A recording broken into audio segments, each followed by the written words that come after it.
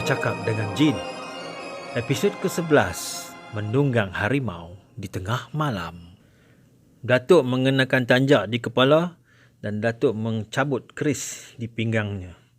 Seterusnya Datuk terus membaca sesuatu.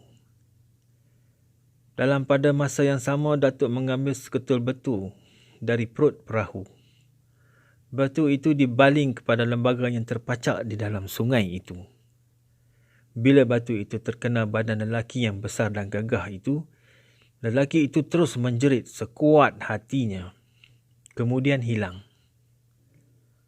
Air sungai yang melimpah terus surut. Suasana yang cerah tadi bertukar menjadi gelap. Saya merenung ke langit. Bintang bertaburan. Mr. Brown tidak berkata sepatah pun. Dia terjelepuk di perut sampan. Dia dah tak ada, kata Datuk dan terus membawa sampan ke hilir.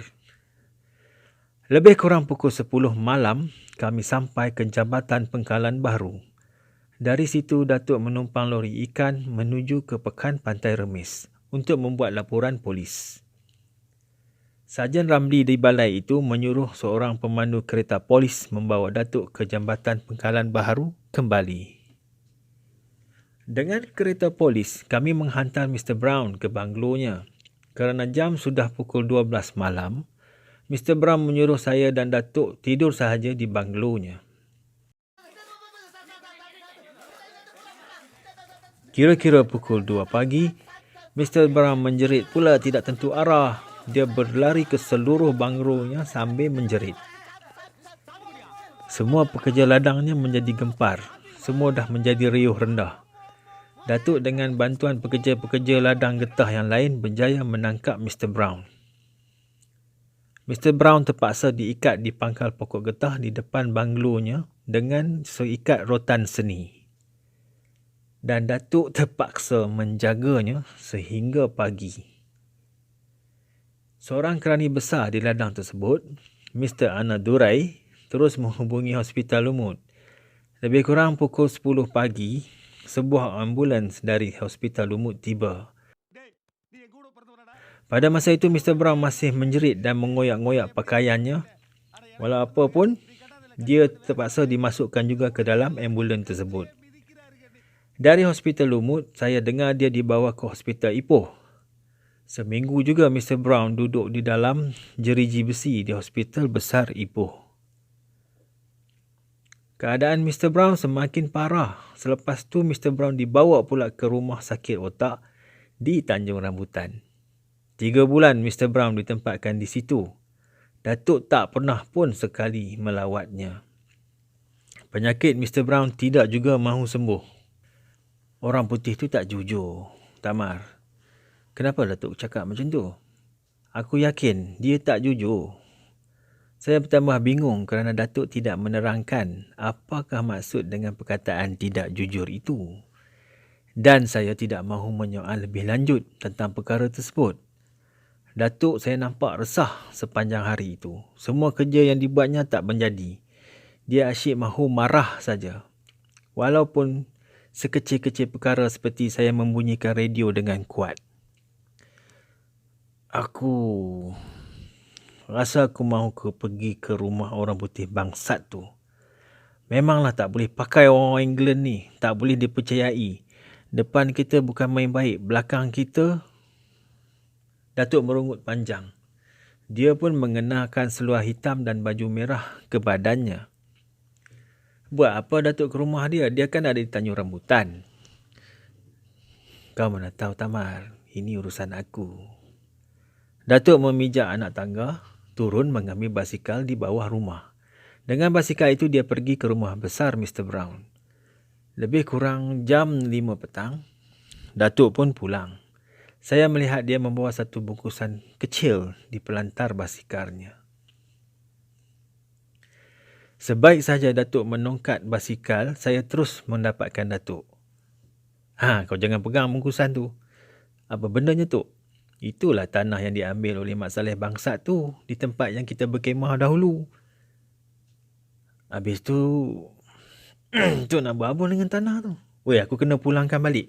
Kalau tak pulang kan kita pula yang terpalit petakanya. Mendengar cakap Datuk itu, fahamlah saya kenapa dia menuduh Mr. Brown tidak jujur.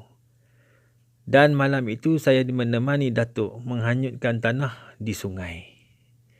Datuk meletakkan tanah segumpal itu di atas upih pinang, kemudian dihanyutkan. Masa Datuk melakukan semua itu, dia tidak bercakap atau bersuara. Cuma lututnya saja yang kelihatan kumat kamit membaca sesuatu.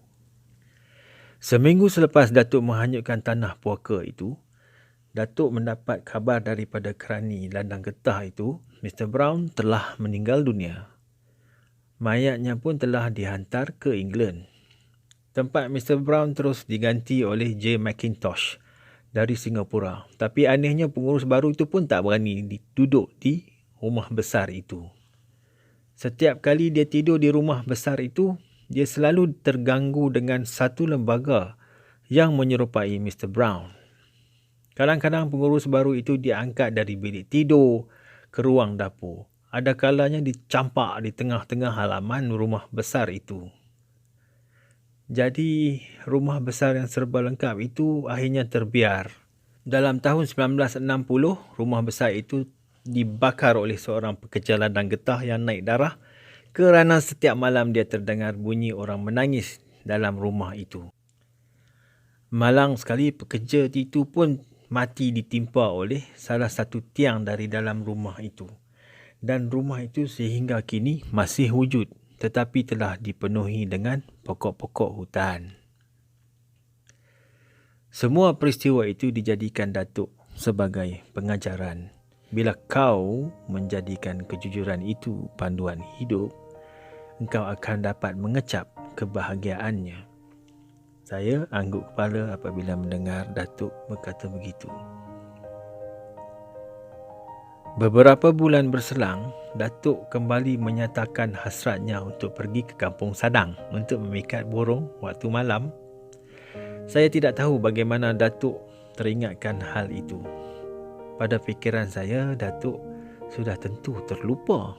Sebenarnya, saya sedang membulatkan dalam hati bahawa saya tidak akan menurut bersama Datuk pergi ke Kampung Sadang itu. Minggu depan petang Jumaat aku nak pergi ke Kampung Sadang. Datuk mengingatkan saya. Baguslah Tutuk. Barang-barang yang dulu semuanya masih tersimpan di dalam bilik. Kau macam mana? Ikut ke tak nak? Saya malas Datuk. Datuk berpuas hati dengan jawapan saya. Sementara menanti petang Jumaat, Datuk hanya duduk di rumah saja. Kadang-kadang dia menjenguk midi mudanya di kampung Bunian. Pada satu petang, selepas Datuk menemui isteri mudanya, dia memanggil saya. Datuk duduk terjuntai kaki di kepala tangga. Ada apa tu?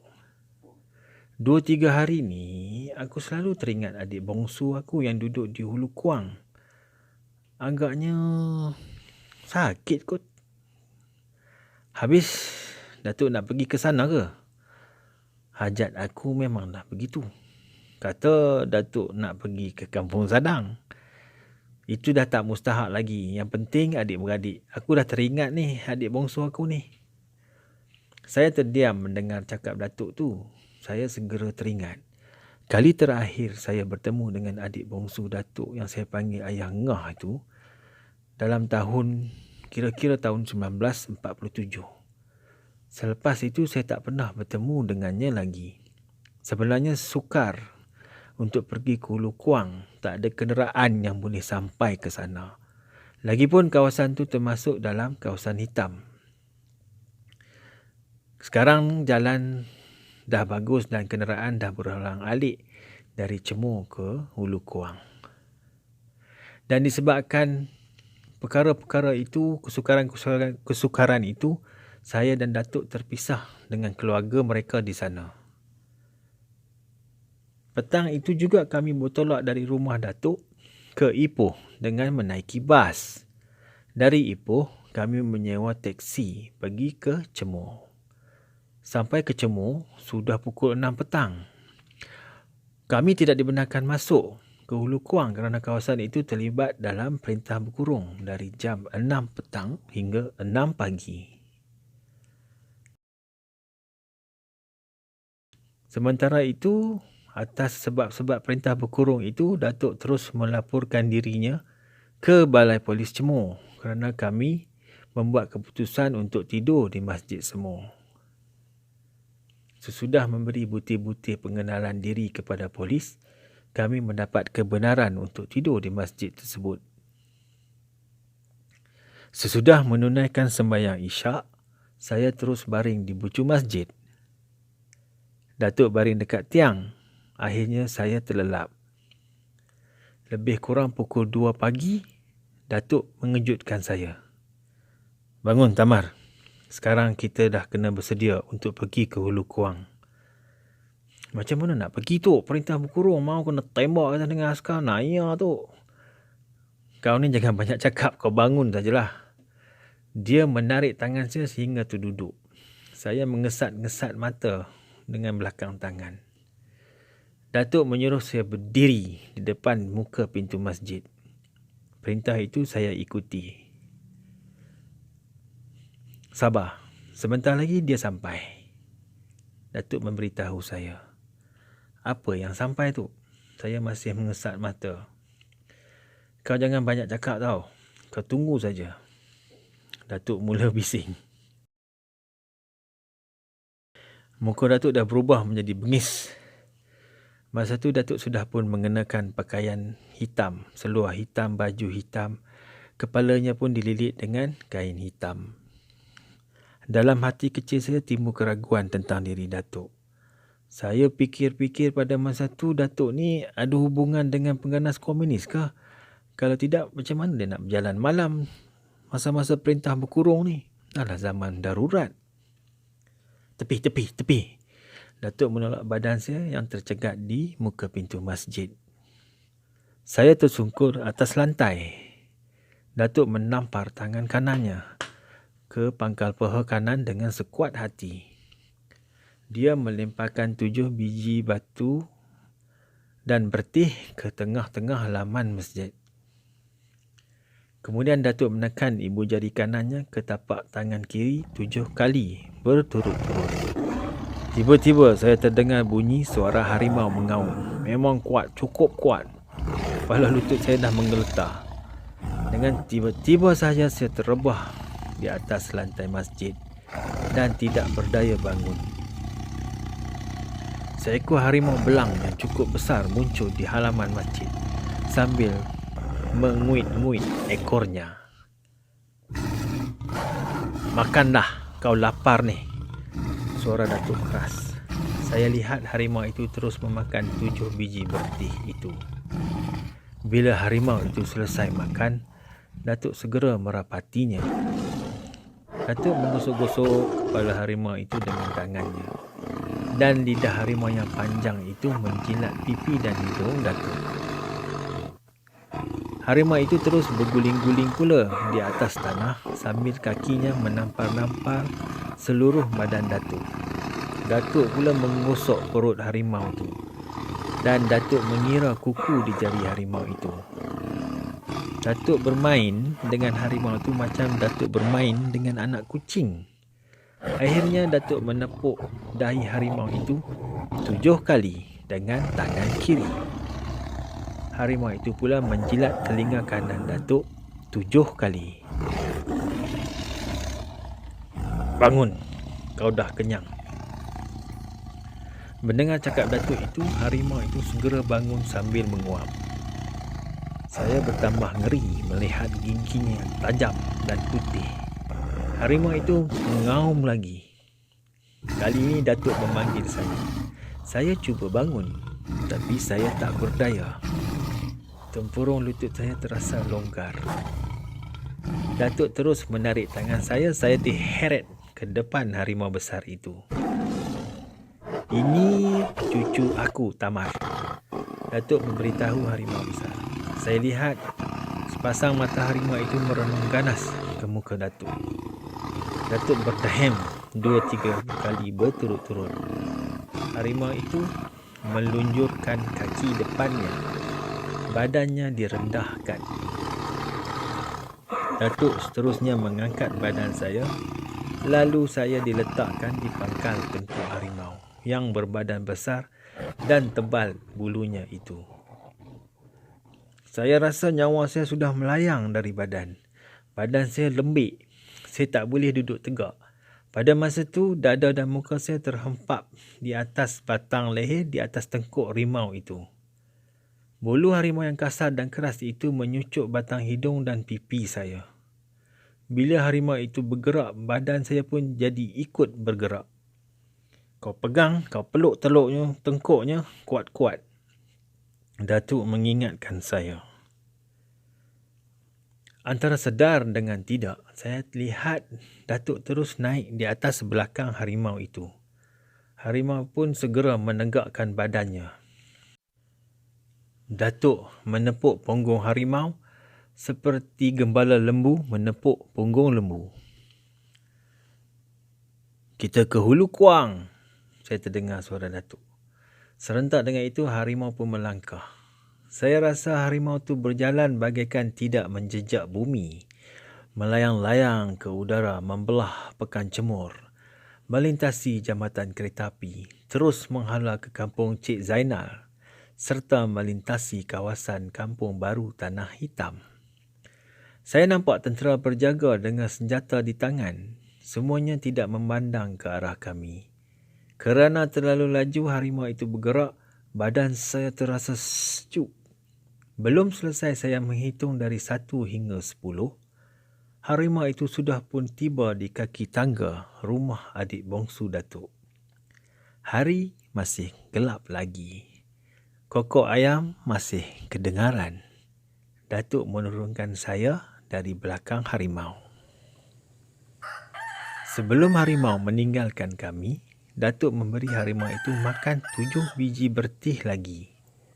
Saya tidak tahu dari mana bertih itu diperoleh oleh Datuk.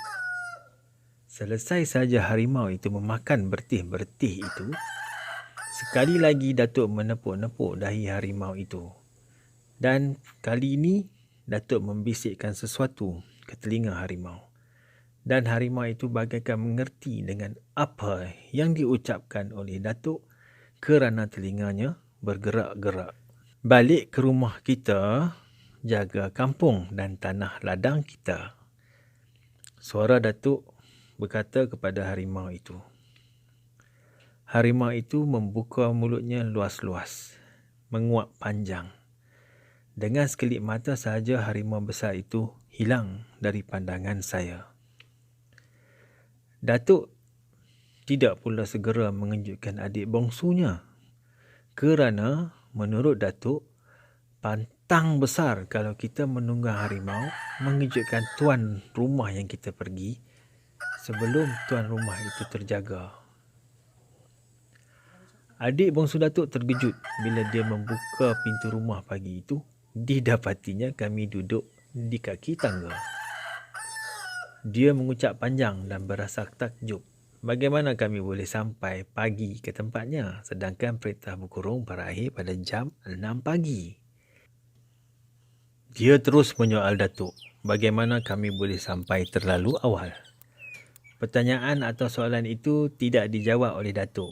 Datuk serta-merta mengubah tajuk perbualan kepada perkara lain. Sambil minum kopi pagi, adik bongsu Datuk menceritakan keadaan kampung Hulu Kuang sambil bertanya khabar hal nenek serta anak cucu Datuk yang lain. Perbualan Datuk dan adik bongsunya sungguh rancak pada pagi itu. Maklumlah, dah lama tak berjumpa dan saya pun mengambil keputusan untuk tidak banyak campur dalam perbualan mereka. Saya lebih senang sendiri di muka tingkap melihat daun-daun pokok yang menghijau serta puncak gunung yang selimuti kabus nipis. Aku nampak engkau kurus sangat ni, kau sakit ke? Saya terdengar suara Datuk. Saya segera menoleh ke belakang. Saya lihat Datuk sedang memahati tubuh adik bongsunya yang cengkung dan kurus. Saya ni baru baik demam dan dah kena berjaga malam pula, jawab adik bongsu Datuk. Musim darurat pun nak kena berjaga malam? Berjaga dalam rumah sahut isteri adik bongsu Datuk dari dapur. Saya berminat dengan perbualan tu dan memaksa saya bergerak dan duduk di sebelah Datuk. Datuk saya lihat dah mula mengerutkan keningnya. Kenapa pula tu? Ada pencuri ke? Pertanyaan itu tidak dijawab oleh adik bongsu Datuk dan isterinya. Saya lihat mereka resah dan tidak menentu. Apa halnya? Kalau boleh aku tolong, aku cubalah tolong. Kalau tak boleh, kita cari orang lain yang boleh tolong. Datuk membuka ruang harapan. Isteri adik bongsu Datuk tersenyum. Adik bongsu Datuk pula sebaliknya termenung panjang. Susah orang nak menolongnya. Begitu hampa nada suara adik bongsu Datuk. Susah macam mana? Kejar iblis. Kita lawanlah cara iblis, Datuk membalas. Begini, di kampung ni ada tuyul jadi-jadian. Sekejap menjelma jadi kucing, sekejap jadi tikus. Adik bongsu Datuk mula membuka mulut dengan merenung ke kiri kanan. Datuk terdiam. Lama juga Datuk termenung. Akhirnya Datuk bangun berdiri di muka pintu. Tangan kanannya memaut jenang pintu. Selepas itu Datuk duduk kembali. Biasanya tuyul jadi-jadian ni ada orang yang membela. Dia mesti sepasang. Ada jantan, ada betina. Rumah kau ada dia masuk ke? Ada. Dia menyerupai kucing hitam. Bila terserempak dengan kami, dia menghilangkan diri. Adik bongsu Datuk menyambung. Dan Datuk dapat menduga bahawa tuyul jadi-jadian ini masih belum berpasangan. Dan orang yang membela akan berusaha mencari pasangannya. Datuk memberitahu adik bongsunya, perkara itu boleh diatasi atau dilenyapkan terus dengan syarat dia harus tinggal di Hulu Kuang agak lama sedikit. Kerana untuk mencari tuan punya tuyul jadi-jadian itu memakan masa dan memerlukan beberapa syarat yang tertentu. Kerjanya sulit, tapi harapan masih ada kerana tuan punya masih mencari pasangannya lagi. Jelas Datuk dengan tenang. Macam mana caranya? Isteri adik bongsu Datuk bertanya. Mendengarkan pertanyaan itu, Datuk tersenyum panjang. Kita tunggu kalau ada perempuan mati beranak sulung, baru senang menangkap tuannya. Cakap Datuk itu membuatkan adik bongsu Datuk dan isterinya berpandangan. Dalam kepala isteri adik bongsu Datuk mula terbayang mengenai perempuan-perempuan di kampung Hulu Kuang yang mengandung anak sulung. Ada 5 orang semuanya. Atas persetujuan orang-orang kampung Hulu Kuang, Datuk diminta duduk di kampung tersebut selama 2 bulan untuk menghalau tuyul jadi-jadian yang mengganggu kampung mereka itu. Nasib Datuk dan saya agak baik. Baru 3 minggu di Hulu Kuang, terdengar salah seorang ada perempuan yang mengandung telah meninggal dunia ketika melahirkan anak sulung. Anak dan ibu mati serentak. Datuk pun bergegas pergi ke rumah keluarga yang malang itu. Datuk turut sama menghantar jenazah ibu dan anak itu ke tanah kubur. Tapi sebaik saja Datuk pulang dari tanah kubur, Datuk pula tak dapat tidur sepanjang malam. Dia didatangi dengan bermacam-macam mimpi yang ngeri dan menakutkan. Datuk membuka kertas firasat yang dibawanya dan waktu dia membaca firasat itulah Datuk terdengar seorang perempuan memujuk anak yang menangis di bawah rumah. Datuk membuka pintu dan Datuk terpandang satu cahaya berekor panjang naik ke udara dari tanah perkuburan. Datuk pun mengejutkan saya. Demikian tamat episod ke-11, Menunggang Harimau di Tengah Malam.